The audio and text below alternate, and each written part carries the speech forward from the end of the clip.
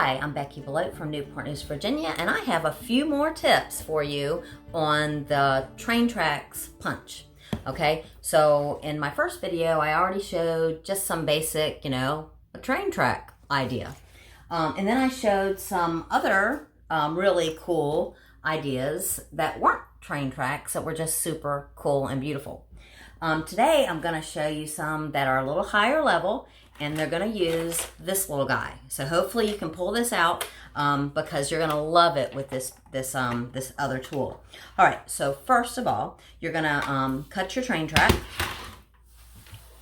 For some of these, you need to actually cut 2 train tracks, so I've already cut one, but I'm going to cut one more really super fast. Hopefully everybody remembers how to use this punch. It's very simple.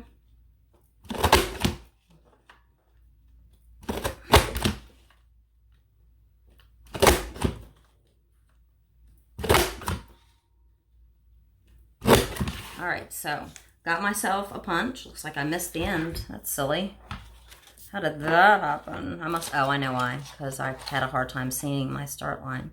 But not a problem. Make sure you just put it right back in. Bam. All right. So there's that strip.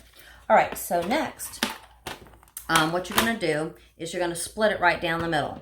So to split it right down the middle, all you're going to do is you're going to line it up to the 1-inch mark. So when you lift this up, there's a 1-inch mark right here. So I'm going to line it up to the 1-inch mark.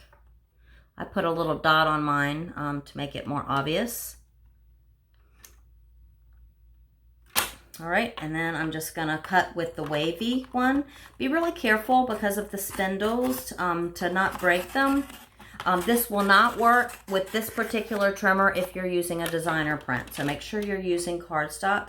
And this is the look that I was going for with the split there. All right, now you can do all kinds of things once they're split. All right, if you have 2 of them, you have more options. So I'm going to show you a few options of laying them together to get different looks that I've already put together for you. So let me just hold this up for a second so you can see them. Okay, so this first one, you're just putting them one on top of the other in a certain way, and I put 1-inch strips of colored paper underneath. The next one, the same thing, except for I just laid them differently. In order to get the top look, you have to have 2 railroad tracks cut in half.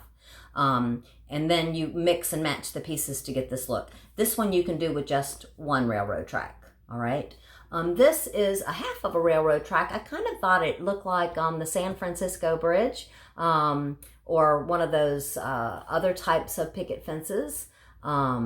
But anyways, to me it looked very bridgy. I thought you might like that.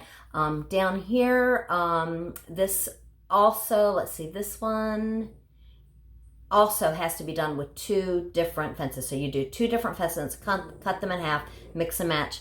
No problem, because you're going to do a double page spread most likely anyways. All right. So the other thing I just wanted to show you how to do real fast. I went ahead and cut this in half in front of you, and this is what it would look. What I'm going to do is grab a piece of paper and my trimmer, the same trimmer that I just demoed. And this time what I'm going to do is I'm going to put the paper in and cut it at the 4-inch mark. So I'm going to use the same blade that I did before, but this time I have it at the 4-inch mark right here. Okay. And go ahead and do it. All right. So now what you can see is that I can actually build this on top. Actually, yeah, like that. To give a whole totally different look. All right. Also, I wanted to remind you that you could cut a very thin strip with that same tool and weave that through the middle, which is another really super cool look. So anyways, I hope that you like this.